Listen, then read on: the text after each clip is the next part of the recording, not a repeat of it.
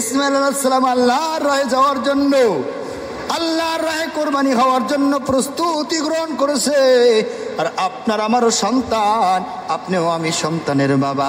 ওইটা যদি হয়ে যাইতো, ইসমাইল যদি কোরবানি হয়ে যাইতো, ইসলাম যারা মানে তাদের জন্য সংসারের বড় সন্তানকে কোরবানি দেওয়ার হুকুম হয়ে যাইতো। তখন দেখা যাইতো কে কতটুকু ইমানদার, আসলে কোরবানি দেয় না গরুর গোশত খাওয়ার জন্য দেয়, বোঝা যাইতো ঠিক কিনা কোন? আল্লাহ পাক রব্বুল আলামিন আপনাকে আমাকে, আল্লাহ রব্বুল আলামিন ইসলামটা কত শান্তির ধর্ম বানাইয়া দিয়েছে। আল্লাহ পাক আপনার আমার জন্য কত সহজ বানাইয়া দিয়েছে। তারপরে সহজ কাজটাকে বড় কঠিন বানাও এরে মুসলমান। এই জন্য বলি রে ভাই, জীবন তো একটা, মরণ একটা। আল্লাযী খলাকাল মাউত, আকে বানাইছে মউত। আল্লাহ পাক আগে মউত বানাইয়া তারপরে জীবন দিছে, ঠিক কিনা কোন? আজকে তুমি মরণের ভয় করো না রে ভাই, মরে লাগবে, মরে লাগবে, মরে লাগবে। যারা আল্লাহর পাগল হয় তারা দিনের জন্য, কুরবানি হওয়ার জন্য প্রস্তুত। আমার আল্লাহ বলে বান্দা লা তাকনাতু মির রাহমাতিল্লাহ, বান্দা আমার দরবার ফেরার দরবার না, আমার দরবার নৈরাশের দরবার না। এ বান্দা তুই যত গুনাহ করো তুই ফিরে আয় আমার দরবারে, ফিরে আয়। আমি দরবার ফেরার দরবার না। এ বান্দা তুই যদি বড় বড় কবিরা সগীরা গুনাহ করো, মারাত্মক ভাবে অন্যায় করো, শিরকের মতো গুনাহ যদি করো, খাস তওবা করিয়া আবার আমার কাছে মাফ চাও, ফিরিয়া। এ বান্দা যখন তোর ভুল বুঝতে পারিয়া আমার কাছে আত্মসমর্পণ করবি, এ বান্দা তোর গুনাহ যদি পাহাড় বরাবর হয়, এ বান্দা আমি ওয়াদা দিলাম তুই অনুতপ্ত হইয়া গুনাহ থেকে ফিরিয়া আমার কাছে ক্ষমা চাইবি। আমি আল্লাহ ওয়াদা দিলাম তোর গুনাহ যত বড়, আমি আল্লাহর দয়া তার চাইতে কোটি কোটি গুণে বড়। এ বান্দা তোর গুনাহ যদি পাহাড় বরাবর হয়, বান্দা জানিয়া রাখ আমি আল্লাহর ক্ষমা তোর জন্য থাকবে জমিন থেকে আসমান বরাবর। এ বান্দা তোর গুনাহ যদি সমুদ্র বরাবর হয়, বান্দা নৈরাশ হবি না, ফিরে আয়, ফিরে আয়, ফিরে আয়। আমি আল্লাহ কেমন দয়ার আল্লাহ, আমি আল্লাহ তো এমন দয়ার আল্লাহ। তোর দয়া গুনাহ হলো সমুদ্রের পানি বরাবর, আমি আল্লাহ সমুদ্রের ফেনা পানির ফেনা বরাবর। আমি আল্লাহ ক্ষমা নিয়ে তোর জন্য বসে আছি, তাকায় আছি। বান্দা কখন ডাক দিবি, বান্দা আয় আয় আয়, উদউনি আস্তাজিব লাকুম। হে বান্দা আয় আমারে ডাক, আমি আল্লাহ তোরে সব সময় ক্ষমা করার জন্য প্রস্তুত আছি। এ বান্দা তুই কি জানো তুই কোন সময় ডাক দিবি? আমি আল্লাহ যদি ডাকের সাড়া না দিতে পারি, এই জন্য আমি আল্লাহর ঘুম নাই, আমি আল্লাহর তন্দ্রা নাই, জিমানি নাই। দিন যায় রাত আসে, রাত যায় দিন আসে, আহারে মাস যায় বছর যায়, বছর কা বছর চলে যায়, যুগ যুগ পার হয়ে যায়। এ বান্দা তুই কি জানো আমি আল্লাহ কেমন আল্লাহ? আমি আল্লাহ লা তাখুযুহু সিনাতু ওয়ালা নাওম। এ বান্দা আমি আল্লাহ এমন আল্লাহ, আমার ঘুম নাই, তন্দ্রা নাই। এ বান্দা আমি যদি ঘুমাইয়া যাই আর গভীর রাতে উঠে যদি তুই আমারে ডাক দে, আমি আল্লাহ কেমনে তোর সাড়া দিব? তোর ডাকে সাড়া দিতে না পারব করব এই চিন্তা করিয়া এ বান্দা আমি রাত্রে ঘুমাই না। তুই যদি গভীর রজনীতে আমারে ডাক দাও, আমি যেন তোর ডাকে সারাইয়া দিয়া বলতে পারি লাব্বাইকা আব্দি। এ বান্দা ডাকুকা ডাকুকা, এ দুনিয়ার নাফরমান, এ সুদখোর, এ ঘুষখোর, এ জেনাখোর, ও বেপরদা মা বোনেরা, ও বেনামাজি মা, ও নাফরমান মা, ও বোন, ফিরে আও ফিরে আও ফিরে আও, এই দুনিয়া থাকার জায়গা নগুমা। একদিন না একদিন দুনিয়া ছাড়তে হবে। আল্লাহ যেহেতু ক্ষমার দরজা খোলা রাখছে, এই জন্য দুনিয়া থেকে গুনার কাজ সারিয়া ক্ষমার দরজায় আইসা আল্লাহর কাছে আত্মসমর্পণ করো। আল্লাহ বলে বান্দা আমি ডাকে আসি তোর নুনের দিকে, তোর দিলের দিকে, তোর দিলের মধ্যে কি যায়। ইন্নামাল আমালু বিন্নিয়া, বুখারী শরীফের প্রথম নম্বর হাদিস। রাসূল বলেন ইন্নামাল আমালু বিন্নিয়া, ওরে বান্দা তোর আমলটা তদ্রুপ হবে, নিয়তটা যতটুকু হবে। আমলের ফলাফল নিয়ত দ্বারা পরিপূর্ণ করা হয়। তুই কি আমল করবি, কি নিয়ত করবি, ওই নিয়ত অনুযায়ী আমল হবে রে বান্দা। আহারে আল্লাহ রাব্বুল আলামিন আপনার আমার জন্য কোরবানি কি করেছেন, ওয়াজিব করেছেন, ঠিক কিনা কোন? কোরবানি তুমি দিলা, তুমি একটা গরু দিয়ে কোরবানি দাও, বাধা নাই। তুমি একটা ভাগ দিলা, 7টার মধ্যে বাধা নাই।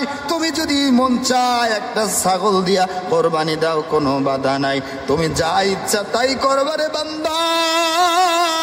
যদি ছোট একটা ভাগার মধ্যে থাকিয়া অল্প টাকা দিয়া কোরবানিও দাও, তারপরও নিয়তটা যদি সহি হয়, একটা গরু 5টা গরু দিয়া কোরবানি দিলে যেই সহি নিয়ত না করার কারণে যতটুকু বরকত হবে বান্দা, তুমি অল্প কোরবানি দিয়াও যদি মালিকের কাছে সহি নিয়ত করো, তার চাইতে বেশি ফায়দা আল্লাহ দিতে পারে কি পারে না? পারে কি পারে না?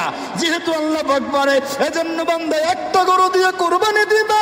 এ বান্দা লোক দেখাবার জন্য কোরবানি দিবা, মানুষ তোমারে বলবে সমাজের মধ্যে লোকটা এত বড় লোক, সমাজের মধ্যে লোকটা এইরকম একটা গরু দিয়ে কোরবানি দিয়েছে, তোমারে মানুষ বলবে একটা গরু দিয়ে কোরবানি দিয়েছে। এই কথা শোনার জন্য দিলা, অথচ কোরবানি দেওয়ার পর গরিবের বাসায় এক টুকরা গোস্ত পাঠাইলা না। আল্লাহর কসম বলি ভাই, তুমি কোরবানি দাও, কোরবানি দাও, নিয়তটা আগে ঠিক করবা। তুমি কোরবানি দেওয়ার আগে নিয়তটা আগে ঠিক করো। তুমি কি গোস্ত খাওয়ার জন্য কোরবানি দিতেছো, নাকি তোমার উপরে কোরবানি ওয়াজিব? নিয়ত করো আমি একটা গরু কোরবানি দিলাম, যদি আমার সম্ভব হয় এলাকাবাসীকে দাওয়াত দিয়া একটা গরু 1 বনে বা 2 দিনের মধ্যে শেষ কইরা দিলা, আত্মীয় স্বজনের মাঝে বিলি কইরা দিলা, তুমি সবার মনটাকে সন্তুষ্ট করলা। নবীজি বলেন কি, লা ইয়ারহামুল্লাহু মাল্লা ইয়ারহামুন নাস। যে ব্যক্তি মানুষের উপর রহম করবে না, যেই ব্যক্তি মানুষকে ভালোবাসবে না, যেই ব্যক্তি মানুষকে দয়া করবে না, আমার আল্লাহ রাব্বুল আলামিন বলে বান্দা আমি আল্লাহ তোমার উপরে দয়া করব না, আমি আল্লাহ তোমারে ভালোবাসবো না। অতএব আল্লাহরে যদি ভালোবাসতে চাও তাহলে গরিব দুঃখী এতিম মিসকিনকে বেশি বেশি ভালোবাসো। এক কথায় মনের মধ্যে অহংকার রাখিও না, মনে মনে চিন্তা করো তোমার চাইতে কত গরিব এমনও আছে কোরবানির দিন পর্যন্ত ওই দুপুরবেলা 1 টুকরা কোরবানির গোস্ত খাইতে পারে না, আছে না নাই? অথচ তুমি পাশের বাড়িতে একটা গরু দিয়ে কোরবানি দাও। ওরে আমার ভাই, কোরবানি তো গোস্ত খাওয়ার জন্য নয়, তোমার উসিলায় যেন 1-2 দিন পাশের এলাকার মানুষ ভালোভাবে গোস্ত দিয়া খাবার খাইতে পারে। তারা যদি দিলটা শান্তি হয়, তোমার জন্য আর দোয়া করা লাগবে না, কারণ কোন মানুষের দিল থেকে খানা খাওয়াইলা ওই লোকটার দিল থেকে তোমার জন্য সন্তুষ্টি হইল, আলহামদুলিল্লাহ বলল, তবেই কিন্তু তুমি আল্লাহর কাছে দোয়ার একজন ভাগীদার হইয়া গেলা, ভালো মানুষে পরিণত হইয়া গেলা। তোমার তো একটা মানুষে মন দিয়া চোখের পানি ফালাইয়া দোয়া করার দরকার নাই, একটা মানুষের দিলটা ভরিয়া খানা খাইছে, ওইটাই আল্লাহর কাছে কবুল। হোক সে নামাজি হোক সে বেনামাজি, ঠিক কিনা কন? নামাজিকে খাবার দেয় কে? আমার আল্লাহ। বেনামাজিকে খাবার দেয় কে? আমার আল্লাহ। কোরবানি দিছে ওই জন্য নামাজি ব্যক্তির বাসায় পাঠাইবা আর বেনামাজির বাসায় পাঠাইবে না, খবরদার। এই সাহস কে তোমাকে দিয়েছে? আল্লাহ যেহেতু বেনামাজিকে খাওয়ায়, তোমার আমারও বেনামাজির উপর দয়া করা দরকার আছে না নাই? ওই বেনামাজি ব্যক্তিটাও আল্লাহর কাছে প্রিয় হইতে পারে। তুমি নামাজি মনে কইরো না, নামাজ পড়বে অনেক বড় হয়ে গেছে। আর যারা বেনামাজি তাদেরকে মনে কইরো না বেনামাজি বিদায় একদম জাহান্নামে গেছে।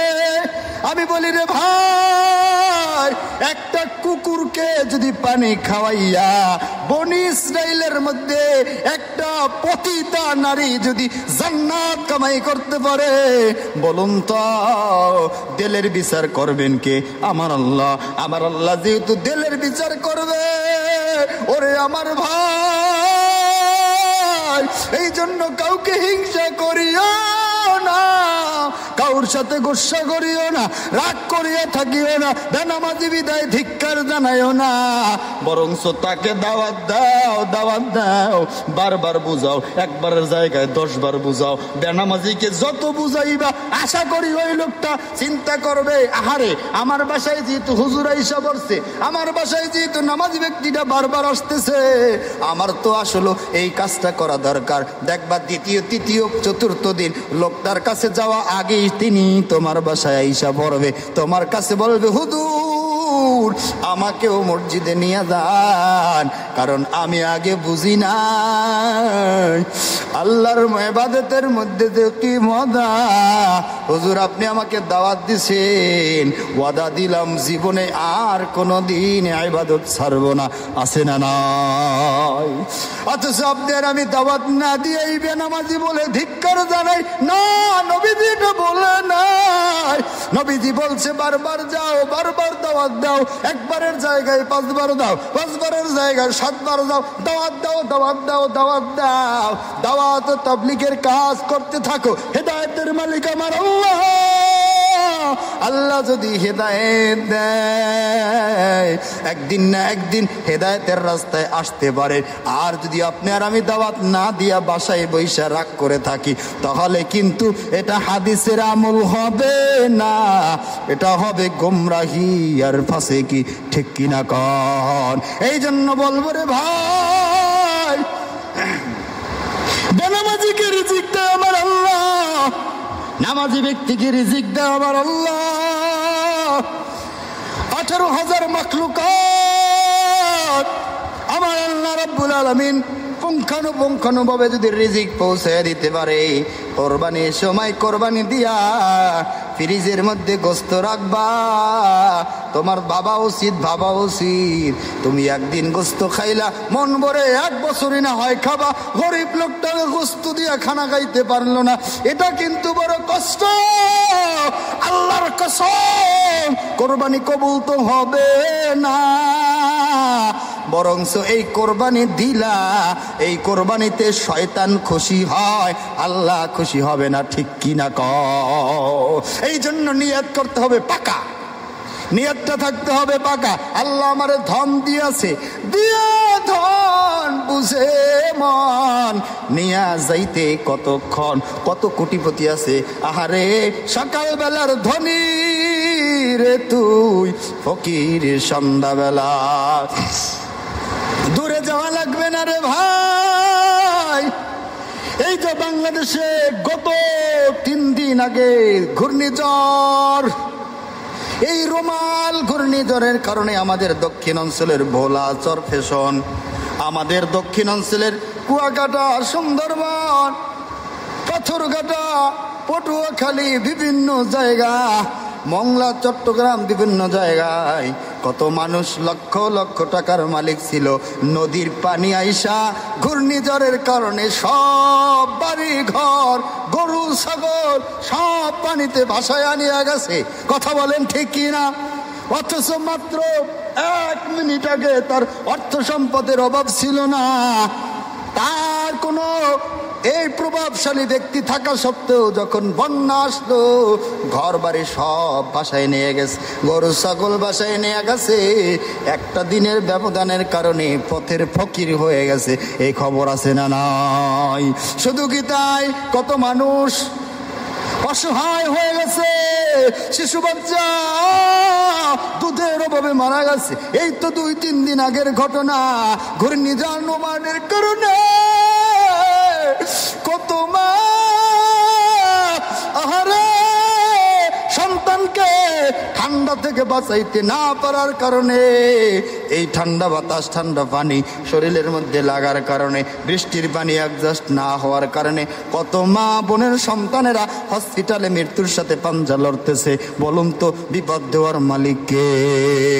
আহারে গত বছর সিলেটে যে বন্যা হয়েছিল, এমন একটা ঘটনা শুনছি, পানি বেড়ে বেড়ে বেড়ে বেড়ে বিশাল উঁচু জায়গায় যদিও বাড়ি, ওই জায়গায় এমন পানি বেড়েছে, ঘরের ভিতরে যারা ছিল তারা কি করছে, চকির উপরে থাকার পর চকির উপরে আবার জল চকি দিয়া উঁচা করে করে করে আবার পাটাতন মানে 2 তলার ছাদের উপরে উঠছে।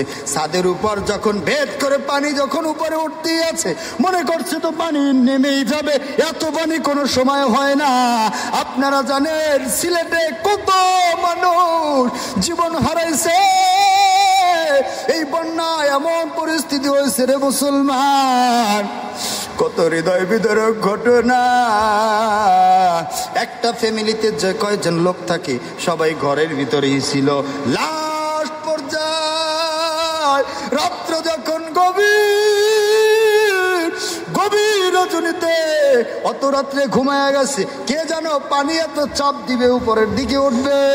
পানি বেড়ে বেড়ে যখন এই টিনের চাল পর্যন্ত চলে গেছে, মানুষ বের হওয়ার মতো কোনো সুযোগ পায় নাই।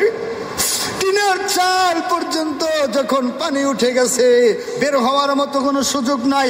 লাস্টে ফ্যামিলির সব সদস্য বন্যার পানিতে ওই জায়গায় পানির মধ্যে ডুইবা মারা গেছে।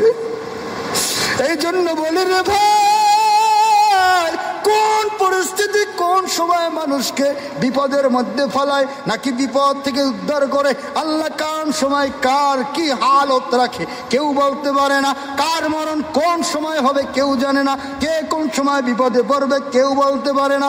সকালবেলা কোটিপতি, বিকালবেলা পথের ফকির, আল্লাহ বানায় কি বানায় না?